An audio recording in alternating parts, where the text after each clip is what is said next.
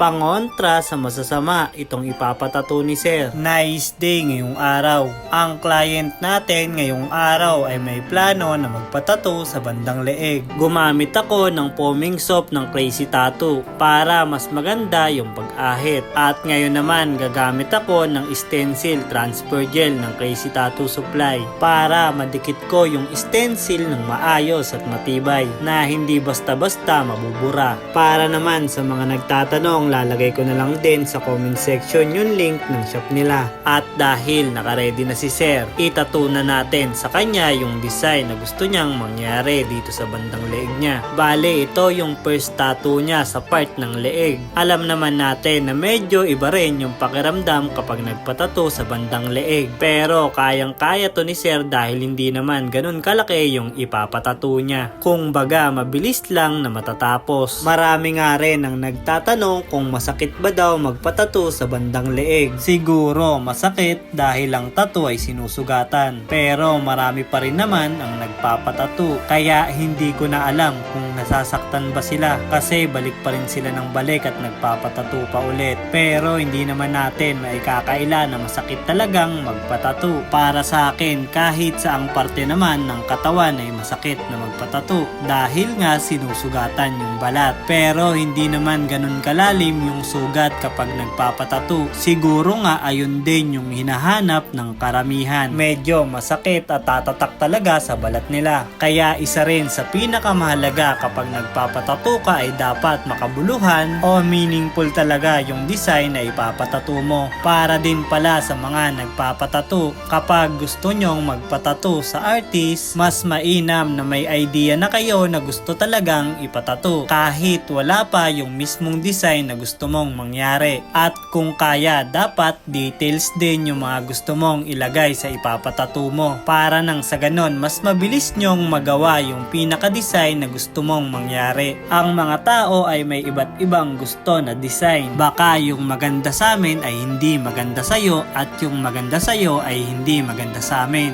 Kaya mas mainam na may idea ka talaga sa gusto mong ipatato para nang sa ganon kapag nag-edit ay hindi sobrang gulo yung mangyari. Kaya kung sakaling gusto mo talagang magpatato, isip ka na ng design o idea na gusto mong ipatato. Lahat ng gusto mong ipalagay na design, sabihin mo sa artist mo para magawa yung design. Kung hindi mo pa alam yung gusto mong ipatato, dapat may idea ka man lang na gusto mo na design. O kung saan ka man lang mahilig, pwede kang mag-send ng picture na gusto mo na idea. Kwento mo yung mga plano o balak mo mangyari. Dahil kung wala kang idea sa gusto mong ipatato, baka dumating yung panahon na hindi mo na magustuhan yung tattoo mo dahil hindi mo naman talaga siya gusto nung pinatato mo siya. Baka ipa-cover up mo na lang.